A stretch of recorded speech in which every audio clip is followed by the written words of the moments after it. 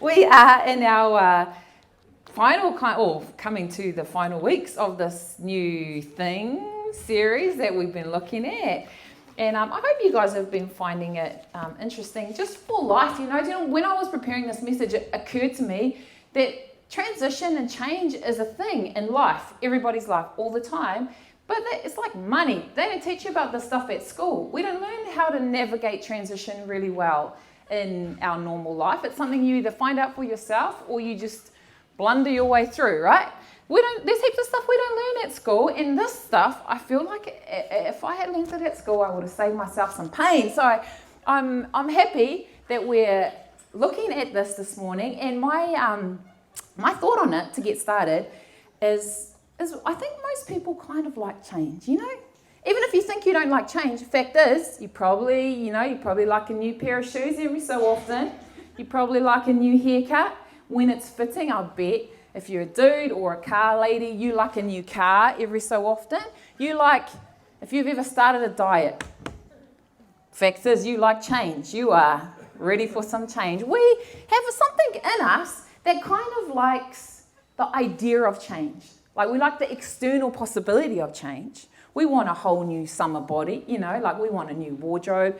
If you Google these searches on this stuff, most people say they would love to change their life circumstances. They would like to know their purpose. They would like to have some more joy. We're built to want more out of life, and that requires change. There's a dude called Bill Bridges, and he has this idea about change and transition. He says we like change, but we don't like transition. Change is about the external part of life, you know, getting the new shoes, getting the new house, getting the new haircut. But transition is the process that you have to pass through internally in order to acquire that change. And that stuff is tough.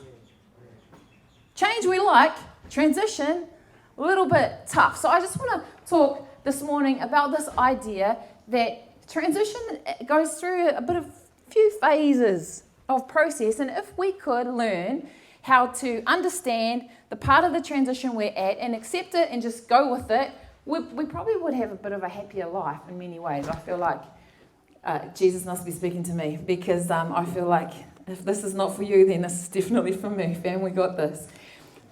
My story this morning, our case study, is the story of Naaman. So you guys would know the story of Naaman. It's like a good Sunday school story. I want to read it just to refresh our memories this morning. If you have a Bible, please turn to 2 Kings 5, and we will read from verse 1. The story goes like this. Now, Naaman was commander of the army of the king of Aram. He was a great man in the sight of his master and highly regarded, because through him the Lord had given victory to Aram. He was a valiant soldier, but he had leprosy. Now, bands from Aram had gone out and taken captive a young girl from Israel, and she served Naaman's wife. She said to her mistress, "If only my master would see the prophet who is in Samaria, he would cure him of his leprosy." Naaman went to his master and told him what the girl told from Israel had said. "By all means, go," the king of Aram replied. "I will send a letter to the king of Israel." So Naaman left, taking with him 10 talents of silver, 6,000 shekels of gold, and 10 sets of clothing. The letter he took to the king of Israel read, "With this letter I am sending my servant Naaman to you, so that you may cure him of his leprosy." As soon as the king of Israel read the letter, he tore his robes and said, "Am I king? Can I kill? Am I God? Am I God? Can I kill and bring back to life? Why does this fellow send someone to me to be cured of leprosy? See how he's trying to pick a quarrel with me." When Elijah, the man of God, heard that the king of Israel had torn his clothes, he sent him this message: "Why have you torn your robes? Have the man come to me, and he will know that there is a prophet in Israel." So Naaman went with his horses and chariots and stopped at the door of Elijah's house. Elisha sent a messenger to say to him, "Go wash yourself 7 times in the Jordan, and your flesh will be restored, and you will be cleansed." But Naaman went away angry and said, "I thought that he would surely come out to me and stand and call on the name of the Lord his God, wave his hand over the spot, and cure me of my leprosy. Are not Abana and Pharpar, the rivers of Damascus, better than any of the waters of Israel? Couldn't I wash in them and be clean?" So he turned and went off in a rage. Naaman's servant went to him and said, "My father, if the prophet had told you to do some great thing, would you not have done it? How much more then when he tells you, 'Wash and be cleansed'?" So Naaman went down and dipped himself in the Jordan 7 times, as the man of God had told him, and his flesh was restored and became clean like that of a young boy. Then Naaman and all his attendants went back to the man of God, and he stood before him and said, "Now I know that there is no God in the world except in Israel. Please accept a gift from me." And if you skip down to the top of verse 9, you'll see a very interesting phrase where Elisha sends him off and gives him peace to leave. Naaman is a pretty famous dude in his time. He is so famous that his enemies think he's cool. The people writing this are Naaman's enemies, and they go, he was a great warrior, he saved his country. There's stories that the rabbis tell about this guy that make him out to be something of a superhero. You know, he's a great warrior, he's a diplomat, he's a somebody, but he has this problem. He has a death sentence of a diagnosis. He has leprosy, which in his time we know it's going to eat his face off and then eat all his fingers and his toes and eat everything else. Like, he's a dead man. Just to, draw the picture. Draw the picture. It's not a good situation he finds himself in. He's a dead man. He's a great man, but he's a dead man at this point. And he hears about a possibility of healing, but the way he could get healed is to go visit his enemy's land. He has to go to Israel. And he's obviously pretty desperate, because I think in regular times people wouldn't really do that. I don't know if you have enemies. Hopefully not, because we love some Jesus. But if you have been someone's enemy, or you know of people that have enemies, then you know it's not really a normal thing to go and ask them to help you out of everyone in the whole world, right? He must be a desperate guy at this point. So he goes to the king, and his king is also really desperate. His king obviously also really loves him, because the king gives him all these riches, which scholars tell us equates to about at least $1.25 million in our money. The king's like, "Yeah, go do your thing, and I'll give you a couple of milli just to smooth the path, like, let's see what we can do." So he sets out on his quest to be healed, on his quest for his new thing. His new thing is he wants to be healed. He doesn't want to be healed of everything. He simply wants to be healed of leprosy. One thing. That's all he's going after. His new thing would be health. His new thing would be to be healed of leprosy. He sets out to do that. And when he does that, he enters into like the first phase of transition, fam. Watch this. It's called loss. Well, that's what I call it. I think it's called leaving or something like that. But loss is kind of the first part of transition. If you've ever changed anything, first time I coloured my hair, I thought I was going to be so cool. I wanted to be Beyonce. I dyed my hair blonde. Went home and looked in the mirror and I cried all night because I just hadn't ever seen myself like that before. There is a loss that comes to any change.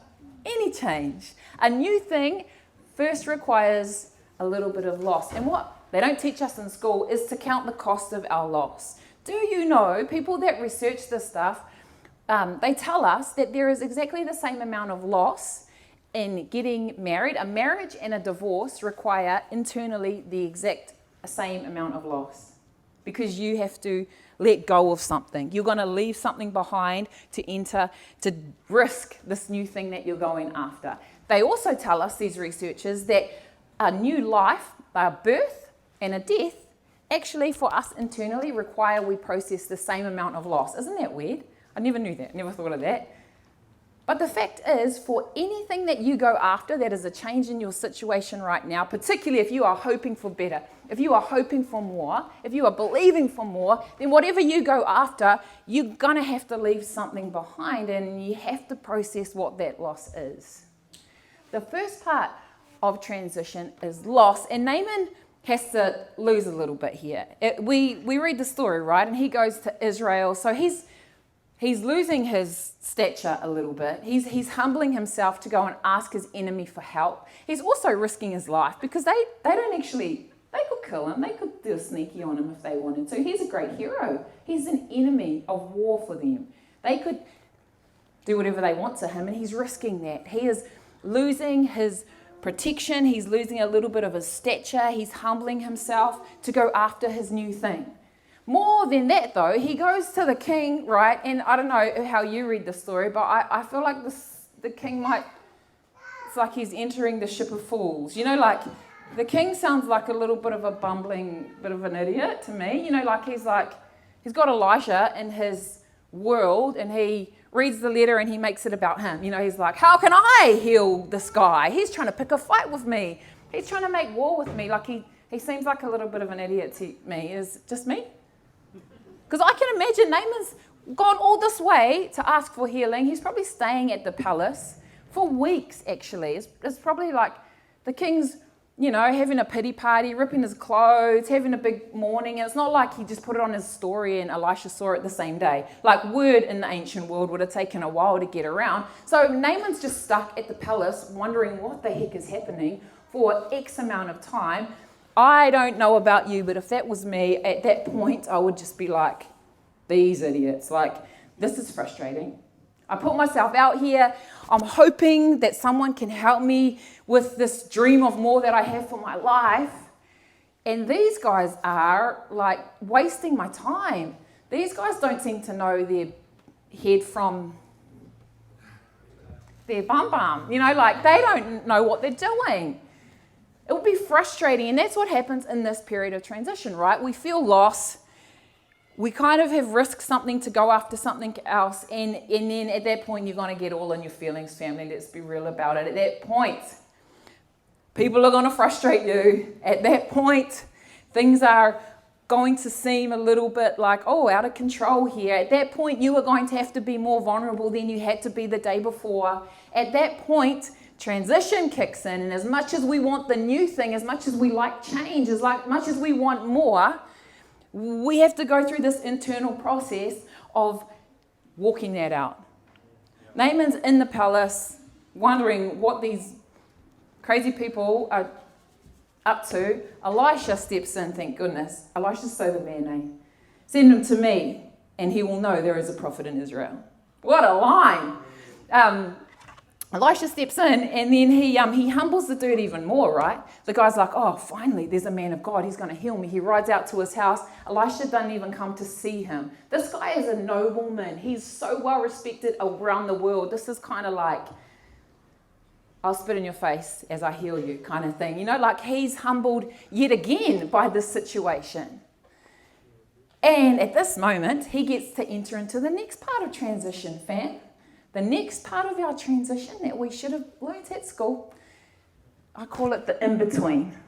You have let go of one side of the river, but you are not on dry land on the other side yet, and you're just in between. The in-between is weird, right? Because you lost control at some point. You're like not fully in control, and you're fully in hope, but the in-between. Researchers tell us most of us live most of our lives in the in-between. Here's what I think is funny about the in-between. Elisha doesn't come out to Naaman. He just tells him how to go get healed. And at this point, this is a point we should all probably know very well. At this point, Naaman hits his pain threshold. He hits his pain threshold because we know. Because right about then, he's just like, okay, man, now I have had enough. Now this is not worth it to me.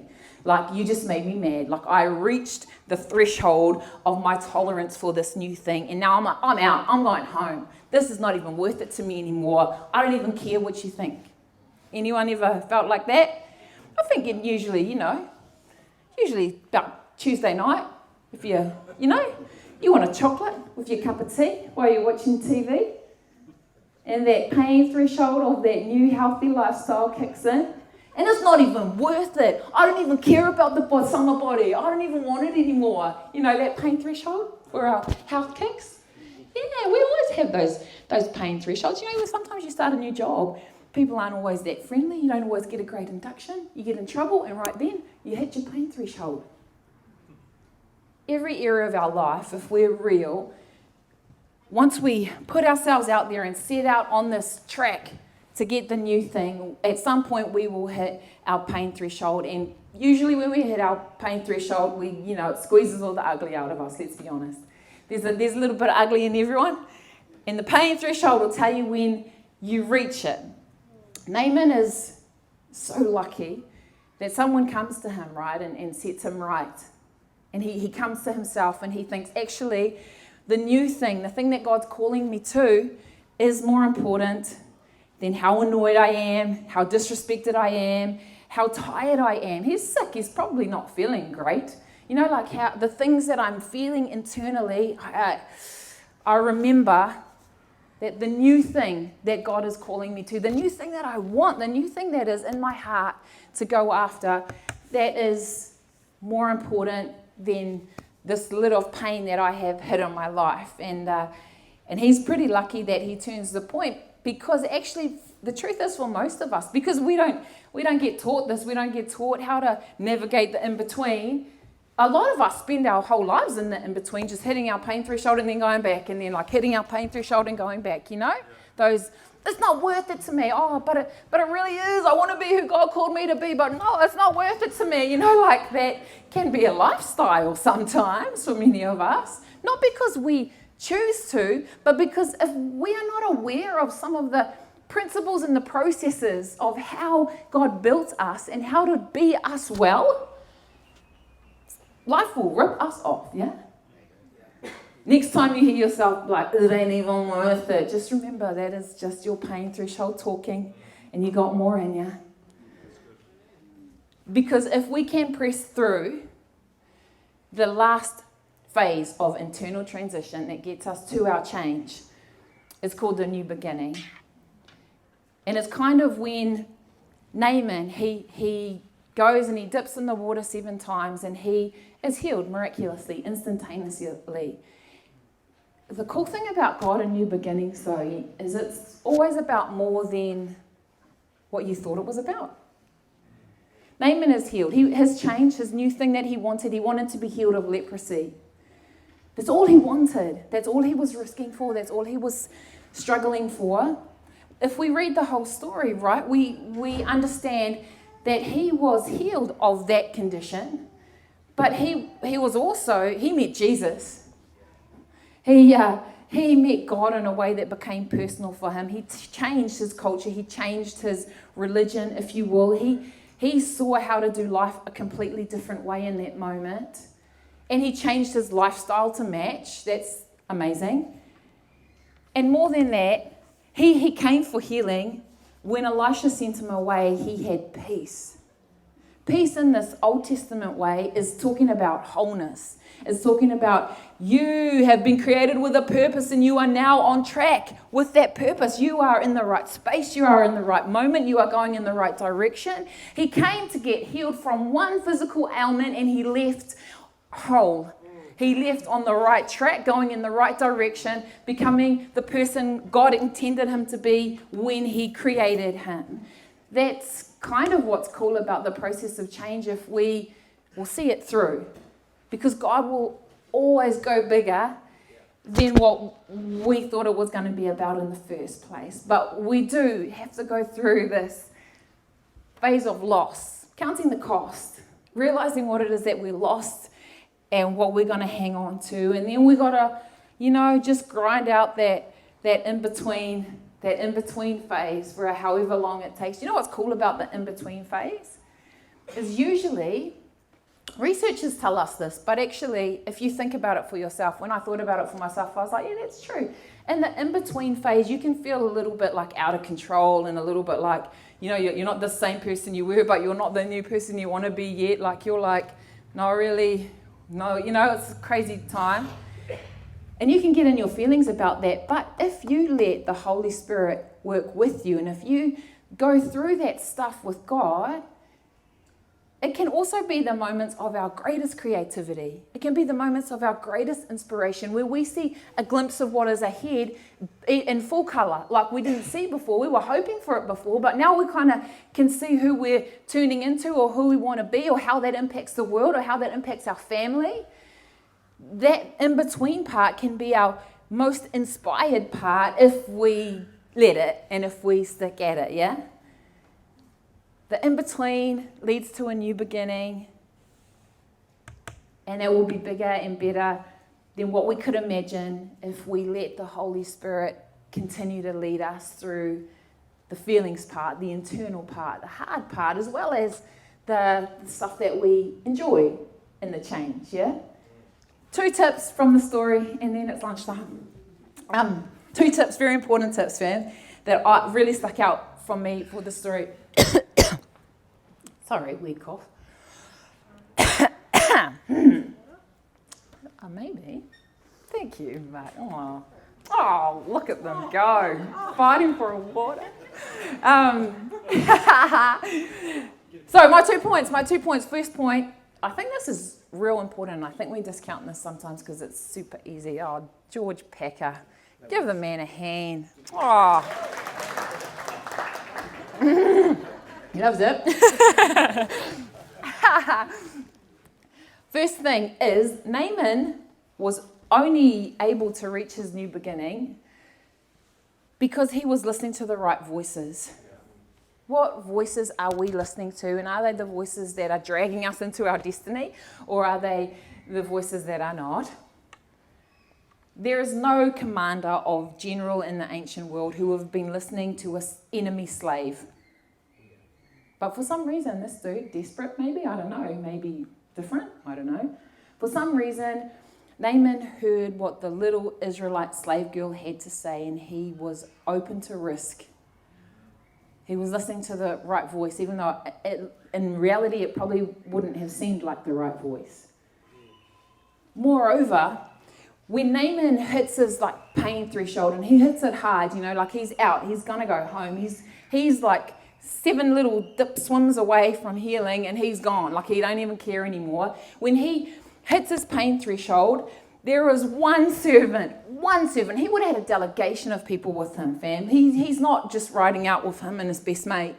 He had bunches of people with him, and one servant comes to him and says, "My father, if this prophet had asked you for a great quest, you would have done that. You can do that. So why not? Why don't we just try this little thing that he's asked of you? What do we have to lose?" One voice that comes to him in his pivotal time, his turning time, and he listens to that voice. Here's what's cool about this voice, is that I have absolutely no doubt that most of the other voices in that contingent were probably telling him exactly what he was already thinking, exactly what he was already feeling. This dude, he just disrespected you, stuff him, right out, let's go. Who do they think they are? Who do they think you are? I bet most of the other voices were just backing up the thing that was in Naaman's head that was trying to steal his destiny from him, but one voice, not even being a big cool dude going, you should do this thing. No, not a loud voice, not a proud voice, one humble voice. "My father, if he asked you to do this great thing, you would have done it. Why not? Why don't we try this? This could be the thing that saves you." Fam, what are the voices that you're listening to? Because those voices will be the ones that are dragging you into your destiny or dragging you out of it. But for us as a church family, even more, what voice are you? Let us be the voices that are dragging one another into our destiny, that are I know this hurts, and I know the ugly's coming out, but let's just go for it. Let's go for your new beginning. Let's go for what's your new thing. Let's go for the thing that God created you to do. Let's do this together. Let us listen to the right voices. Let us be the right voices for each other. Because this is not tennis. This ain't an individual sport, this Christian thing. It's a family sport. It requires us to be the voices for one another. Second thing, fam, is let's not overlook the easy stuff. This cool servant, the one cool guy, probably the actual hero of the story, other than Elisha, is he makes a good point, If name it had been posed, like climb to the top of the Himalayas and you'll find a scroll with a map to a hidden treasure in the bottom of the Bermuda Triangle. Like he would have been like, I'm up for it. Like, I'm the man. Like, I'm ready for a quest.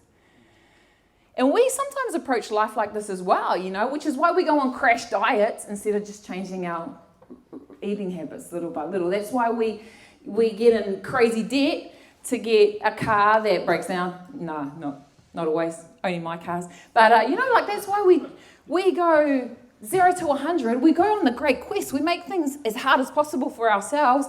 But man, how hard is it to save $10 a week? Pretty hard.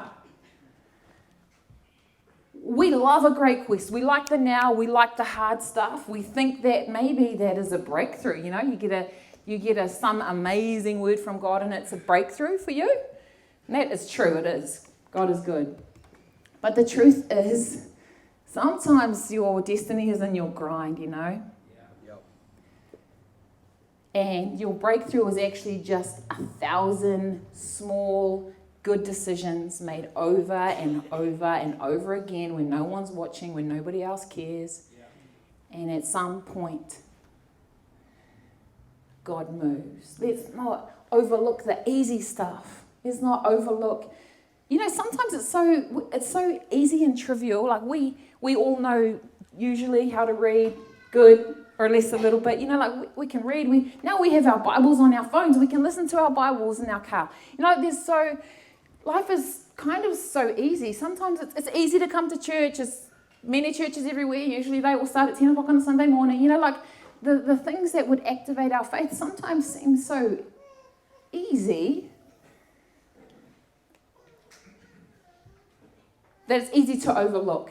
I will go to the conference, but learning just to pray throughout my day and offer things to Jesus, that's different, Let's not overlook the easy stuff, man. The easy stuff. 1,000 good, small decisions that accumulate in a breakthrough, accumulate in a new start, accumulate in a new beginning. That is kind of the life that we're called for, and that is the life that certainly Naaman's story encourages us towards.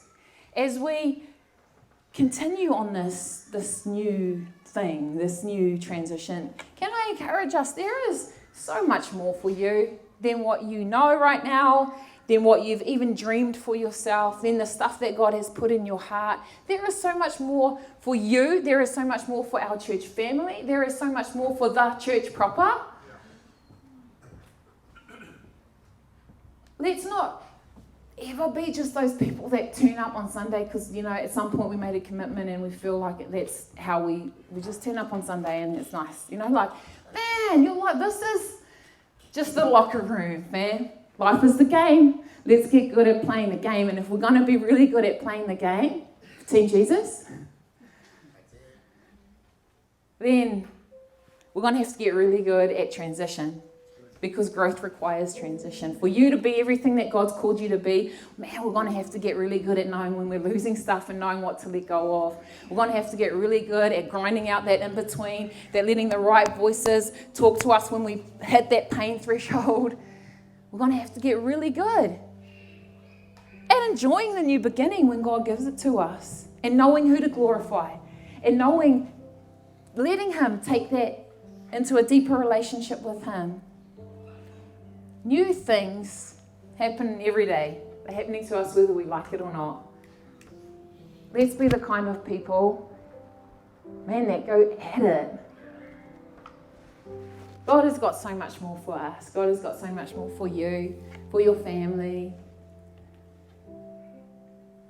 Let's be the kind of people that enter into our destiny well and encourage each other into each other's destiny as well, yeah.